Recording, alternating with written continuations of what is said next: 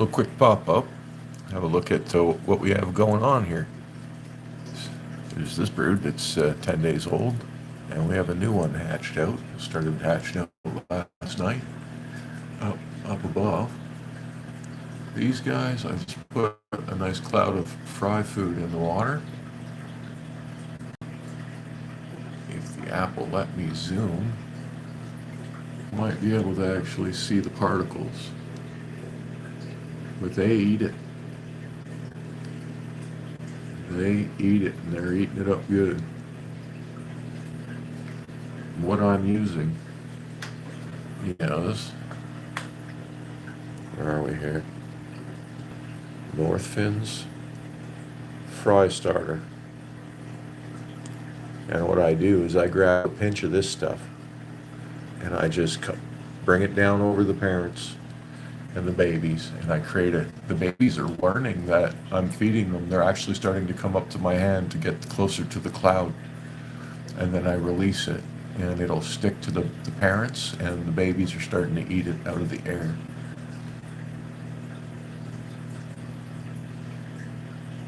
So this is working out, because making baby brine shrimp is, quite frankly, I'm not good at it. I'm going to make some more today, but I don't think I'm doing it well enough, and if I relied on that alone, I'd probably kill my babies. Welcome to the channel, viewers. Don't be afraid to say hi, and thank you for the thumbs up. But yeah, and then we have more babies. Let's have a look at these guys.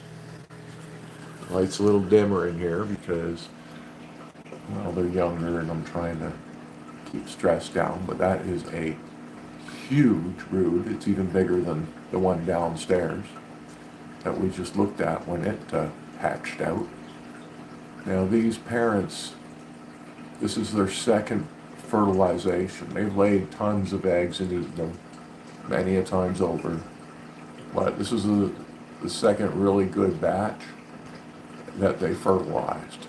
And it may be big enough that they're going to invest their time and allow them to attack. And we're really hoping that's going to be the case.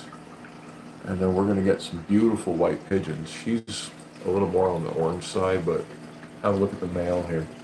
Between the two of them, they should be largely white pigeon babies, and they're far more desirable than just standard pigeons. I have another one over here. Here's an example of the white pigeon as well. I just like them better, so we're going to be making those up here. So that's a substantial brood. Like, look at them. There's got to be pains me even trying to count, but it's bigger than the brood downstairs, I'll tell you that. So I'm really hoping they allow them to attach, but the way they're behaving is very good. They're being very protective, caring. It seems like they're going to do it. We'll know in about a day and a half, 2 days. And don't worry, I'll keep you posted. If we see a cloud of babies attaching to these two white pigeons, oh, I'm going to be a happy camper, let me tell you. I'll have 2 successful, fairly large broods going. I mean, it's really starting to happen. And a lot of people are knocking my UV approach, but look at the size of the broods. And down here, I've pretty much gone 10 days without any issues. The fish are healthy as can be, and I'm not doing a boatload of maintenance. I'm changing water every 2 days.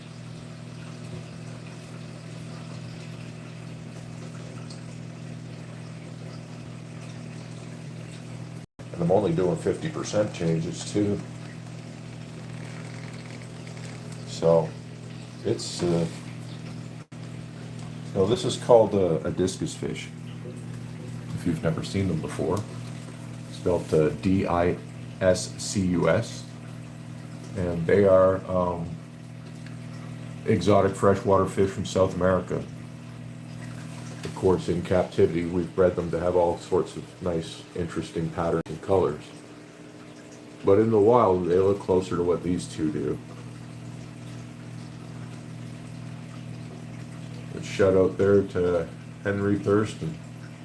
Welcome to the channel.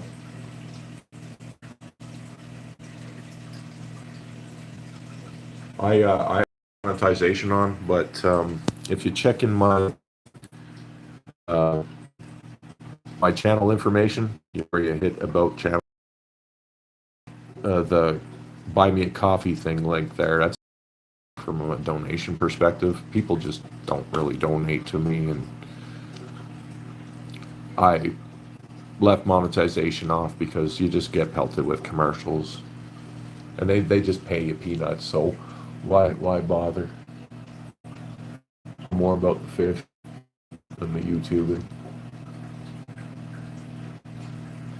But I appreciate it, and if you really want to, you can send it there, or you can, I don't know, there's an email address there too, so there's ways to get money around on email if you want to do it that way.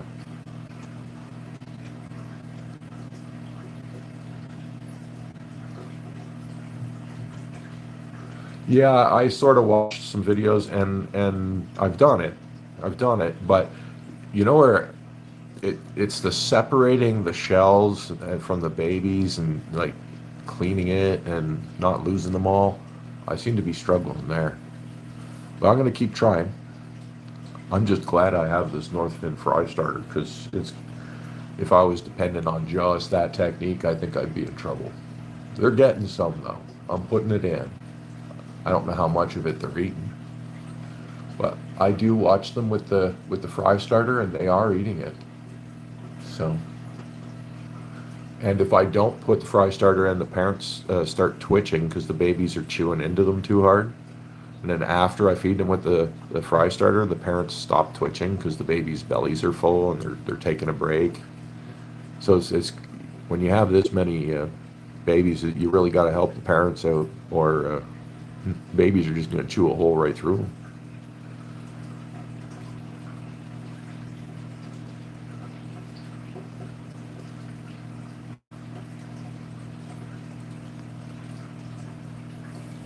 Yeah, I'm really excited up here because this pair, all my fish are fairly young. They're just starting to come into actually being proper breeding pairs now.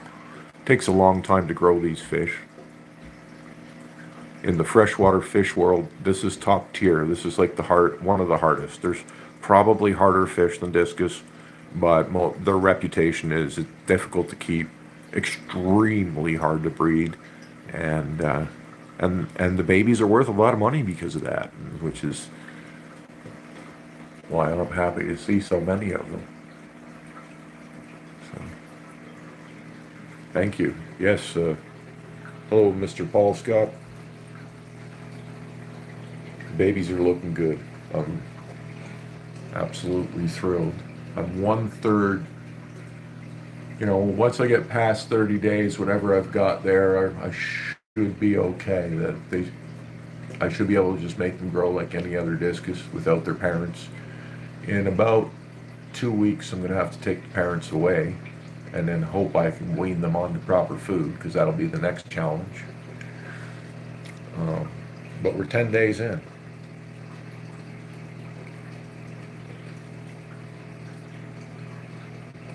We're 10 days in. Another 10 days, I'll probably pull the parents out.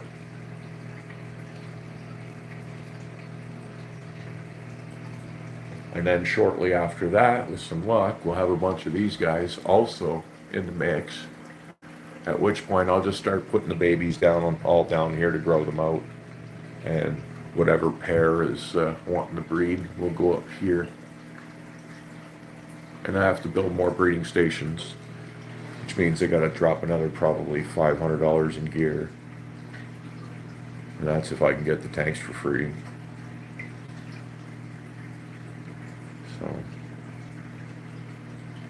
it's going to be awesome though. I'm going to have so many discus. I'm going to sell so many discus. I'm going to turn it into a business. And sort of a niche thing, right? Not everyone can do this. Everyone can breed guppies. Not everyone can breed discus. I will literally be the only one in my city soon that's doing this. So it's going to be a good thing for me. I certainly hope it is. That's what I'm aiming for. You can see they're starting to free swim, do their own thing. He's hunting for specks of food in the water, no doubt.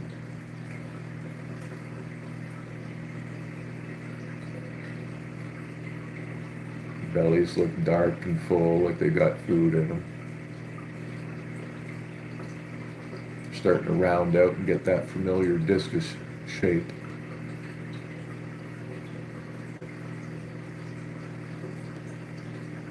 I couldn't be more happy right now. Of course, it could all go wrong, and I could wake up and they could be dead tomorrow. So, but it's been 10 days of just positive growth, steady improvement. You can see it, eh? That's 10 days old, and that's newly hatched. Those little specks, they grow pretty good in 10 days. Each individual speck there. These were just like that 10 days ago. The bigger clump, those are clumps, right? Like, they're not bigger fish, they're balled up. That's freaking huge. That might be it. There's over 50 babies there.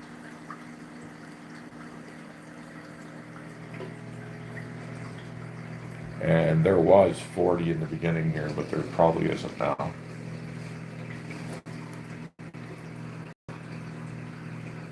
But I keep looking for dead babies and I haven't seen any, so if my overflow didn't take any on me, it should be in the neighborhood of 40 here.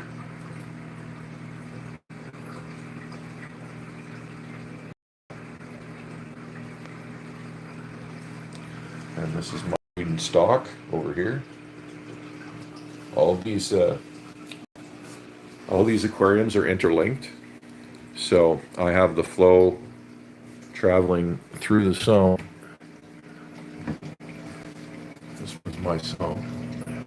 I have the flow traveling through that up into each individual tank and back down through the sump again. So the water's being exchanged through them all. They're all interconnected. They all have the exact same water. So when I move a fish from the main tank, a pair from the main tank and the breeding tank, there's no pH shock, there's no differences. They can get straight to breeding without any discomfort, and it works really good. Hello, Lavona Discus. I've watched your channel. You've been here before because you're blue. Good to have you. Maybe you've noticed we're into babies now, or just my fish are just coming to age where they're allowing it to happen. And we've got one brood here at 10 days. You would know if this is a nice looking 10 days or not. I wouldn't.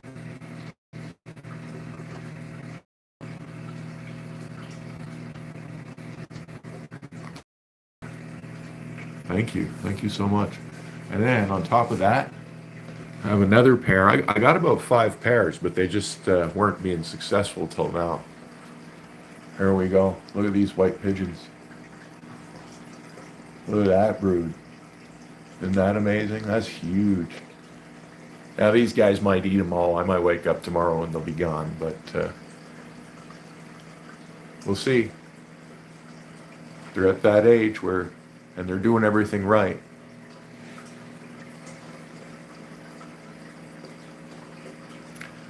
So 15-month-old fish right there.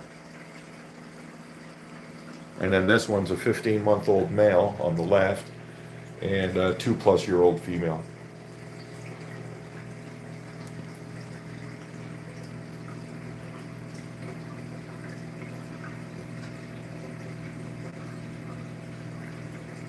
So what do you think? 10 days. If they look horrible, tell me. If they look like they're on track, cool.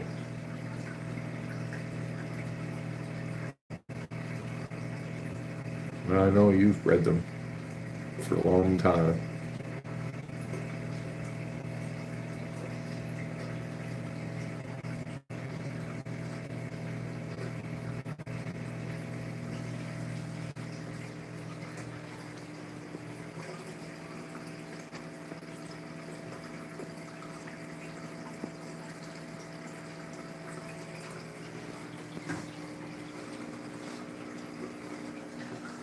Yeah, yeah, exactly. They're all the same size. I was thinking that was a good indicator. I look in a lot of other videos from other people, and the sizes are all over the place. So, and it looks like the stunting starts early in that case, you know, because you can see some fish are bigger than others. But no, yeah, they're all the same size so far. Hopefully, I can keep them going, but we've gone this far.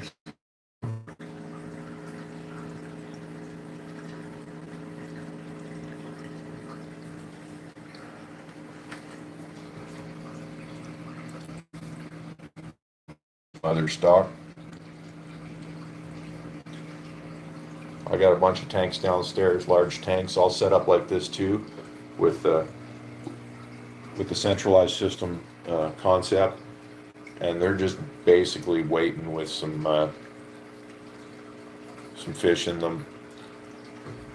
Once I start overproducing up here, I'll be turning the temperature up down there, and there's 450 gallons of storage downstairs for my babies as I produce them. So they'll produce here, and I'll move the babies down there. I'm gonna have a whack load of them by next spring, I think. Yeah, I definitely worried about that 30-day syndrome, but there's no gill problems with my fish, and I haven't had any sort of fish holding gills for almost a year and a half. Um, but I hear you. I'm gonna watch for it. I have some meds. I don't know if I've got gentle enough meds though, so I'm trying to get ahead on that one. I've got some harsh stuff, but might not be good to use in the babies. So I'm just hoping I don't have flukes, but we'll see. I run like I run a lot of UV on my systems. Like down here, this one's just a 13-watt bulb, just for good measure. This here is a 54-watt pond UV, uh, rated to handle 8,000 gallons of water. That's what they say. 8,000 gallons. I don't know if they're exaggerating or not, but it's made for a pond, and 8,000 gallons isn't much when you think of a pond. So I got that running on this 220 gallons of water. So microscopic life forms are getting absolutely irradiated on my system, just destroyed. And that might be helping my yields and my growth to be even like that. I really think it's playing a big role, but I'm definitely not following the textbook way to do things. And here's where we're at. Prezi Pro, yeah, I'm trying to find it, but it's like illegal in Canada, so finding it is a problem. Yeah, that's what I'm thinking. I'm hoping like that's why I've done all this, because in Canada they went and banned all the fish meds. I can't just use the stuff everyone else uses, so I went hog wild on the UV, and I'm hoping it's going to get me through. But literally forced me to do things a different way. And I don't know if it's going to work, but it looks like it's working pretty good so far. Fingers crossed.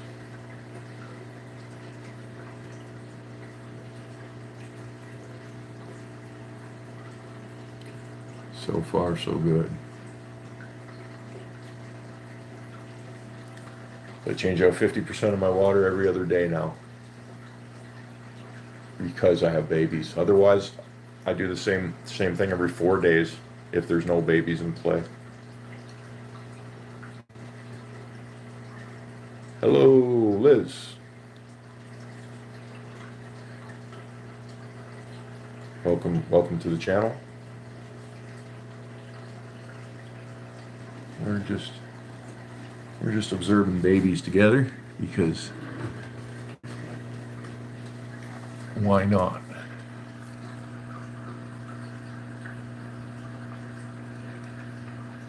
This female right here behind the babies, when I brought her home, she was about the size of,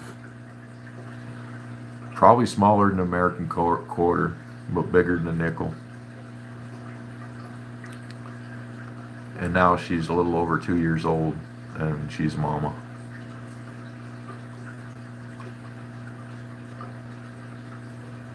Thank you. You still doing discus? I think you took a pause and went to shrimp last time I checked your channel out. Shrimp's pretty lucrative. Certainly a lot less stressful.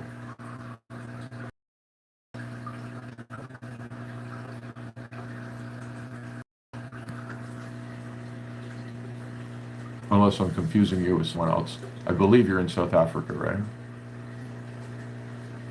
I could be confusing you with someone else.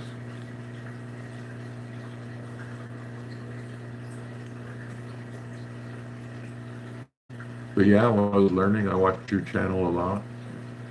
If you're who I'm thinking of. Yeah, I could be mixing you up with someone else on that one.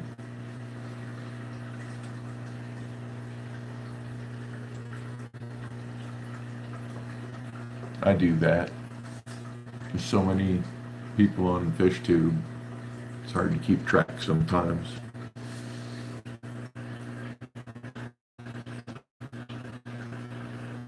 Hello, JT. Good to see you, sir. Yeah, they're looking nice, eh? Look up here, buddy. Check this out. White pigeons. And even bigger yield. Those are all wigglers. Brand new wigglers.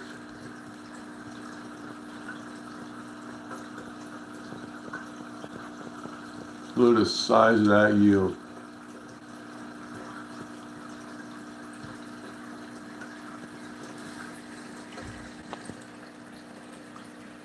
See? And that was my hope when I built the super system. Intense UV, heavy circulation should equal large yields and better survival rates. That was my theory, and it seems to be coming true.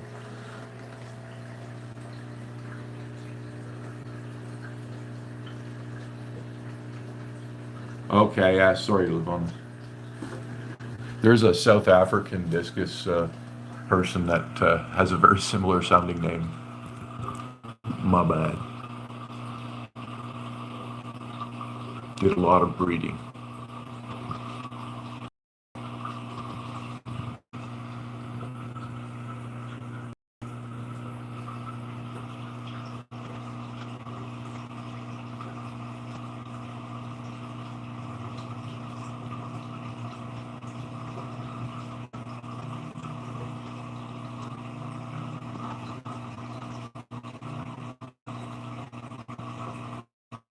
I really gotta clean my glass.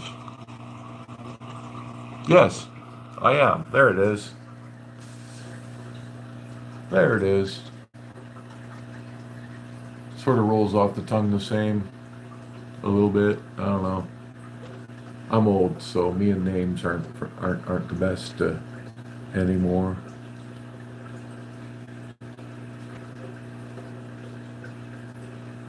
Apologies for the mistake.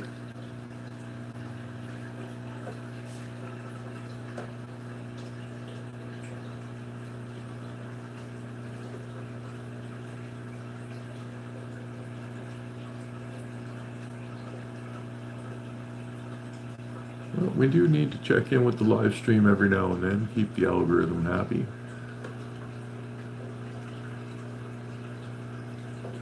It also helps people see the channel that wouldn't otherwise be seeing it. So you can all see the progress we're making over here. Yeah, I had a senior moment. But, oh, I hope these guys are all still here in 10 days. I'll be doing cartwheels if that's the case. I'll be doing cartwheels.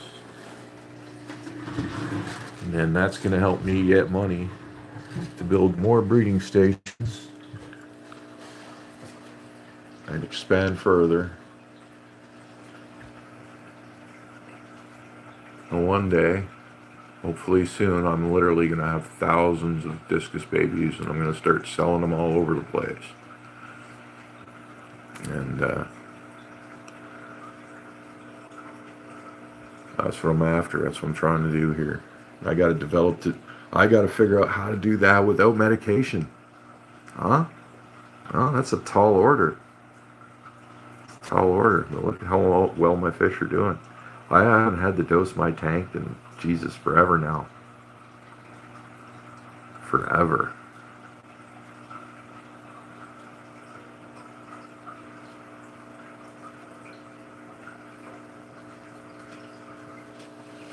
Right? Hey, I've only got one fish that's showing bars, and that's because he's relatively new, and he'll do that for a while. You can see his background color is actually quite pale and nice, but he's subordinate right now because he's fairly new, and so they'll show their bars because they don't want to fight, and the rest of them all feel secure and dominant. They're all fine. Even he's showing a little, but normally, see, he's just going away now. They communicate with their bars. So in his case, he's worried about fighting. And he was just pushing someone around, so. The Turks are like that.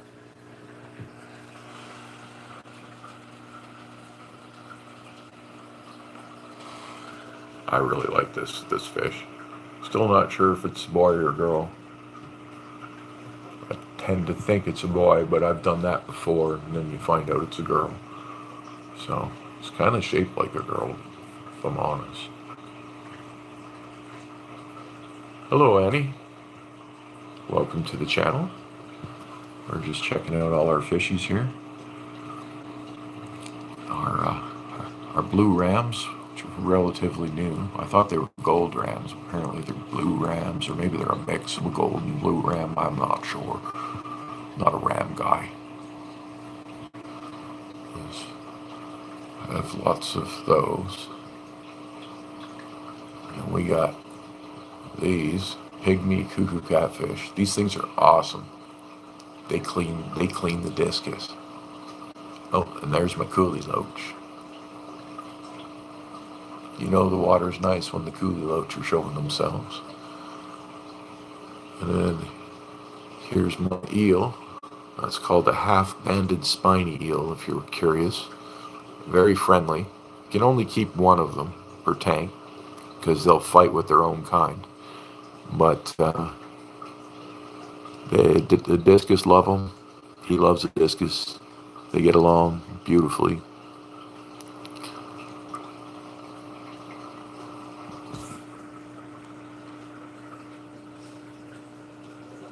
They don't stress any.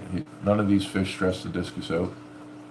Although a lot of people would tell you they do. They don't. Your discus will get used to anything. You just got to give them time.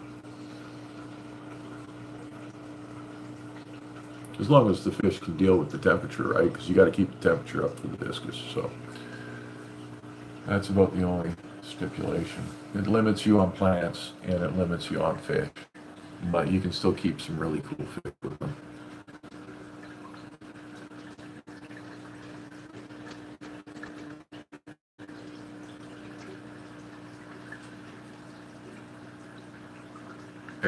Epic momentum.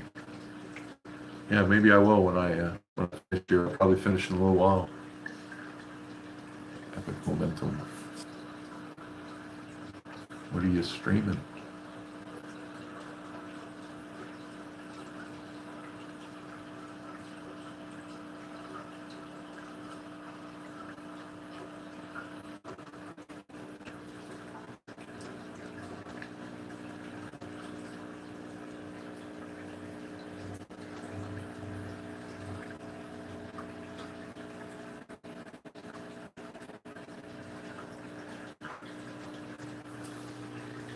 Well, let's go take a quick look at my setup downstairs for those who haven't seen it.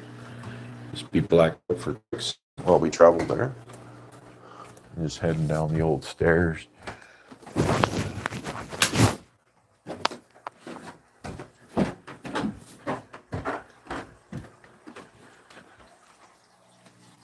So here we are. This is one side of it. Now these tanks were built to store discus when when they aged out. I actually put this basement setup together a year ago, but it took a lot longer to age out the discus. So, but we'll be storing babies down here, and these fish will all be getting put into different tanks. I've only got like these parrotfish down here. Really, it's just a bunch of parrotfish, and over here we got. This will be a throw out tank for my future breeders.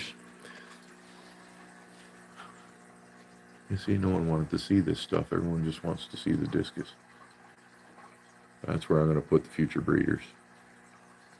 These guys are going into a plywood tanks in the next couple months.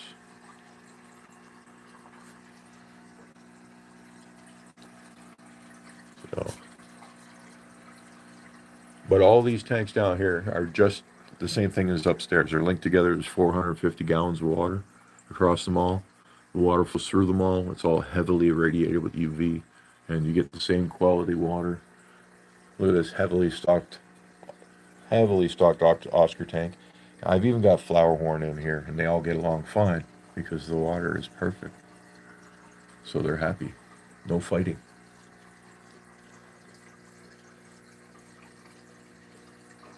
There's no fighting.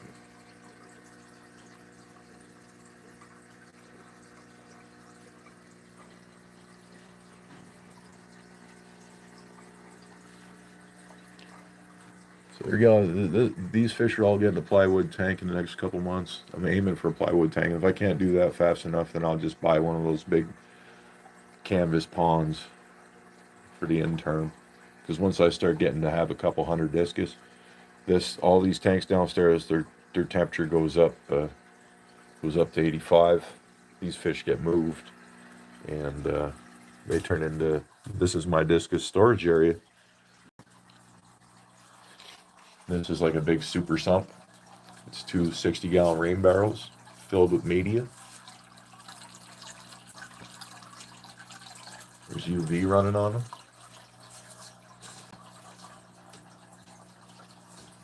So they will do a very good job at storing and growing out discus babies. And they're already cycled and seasoned with a heavy bio load, so they'll be able to handle it. I've even got babies in here, polar parrot babies all over the place.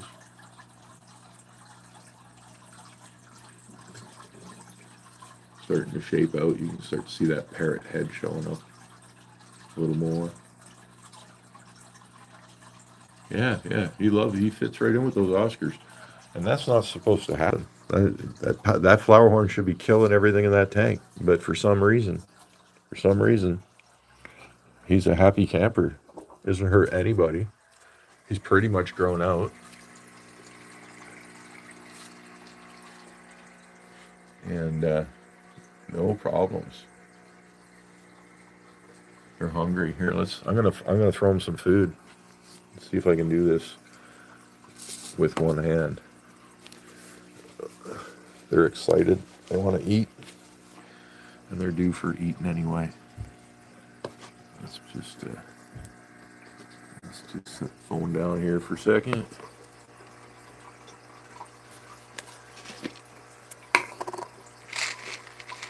Fortunately, I need two hands to do this, but I'll pick the phone up as fast as I can so you can get a good view. There we go.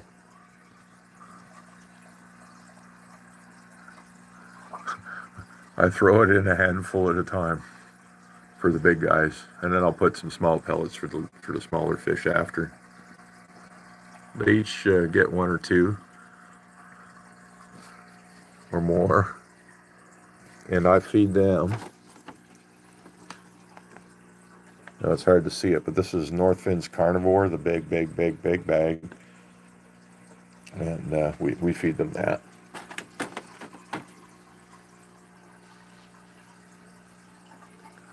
As well as just some normal cichlid pellets, a mix of them actually. That goes in there as well, but these carnivore pellets is what's keeping the Oscars going.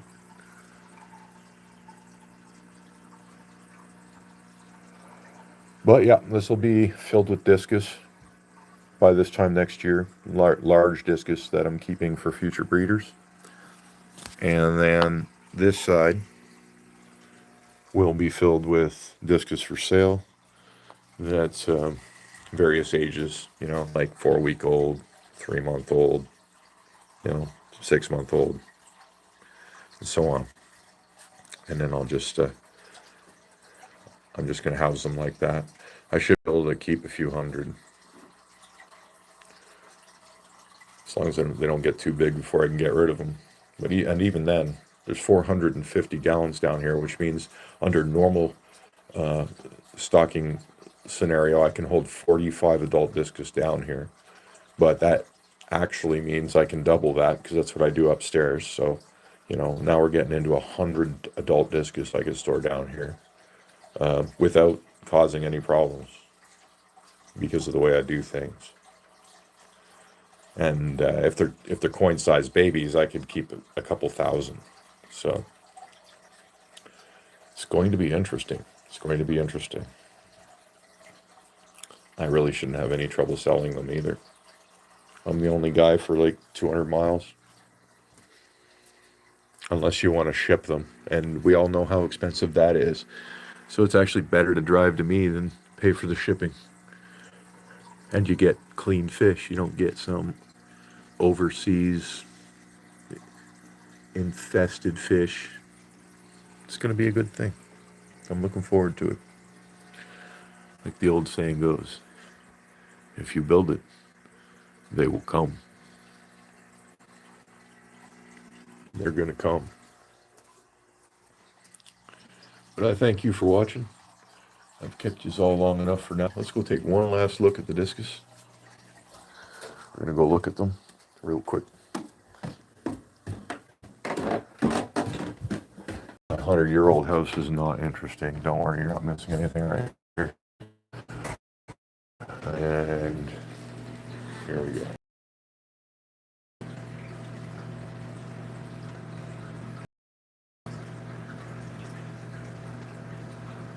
Oh yeah.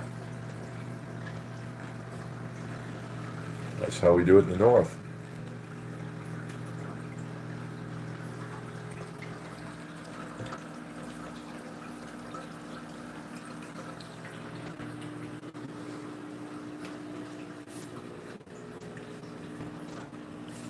Thanks for tuning in, guys. We'll catch you next time.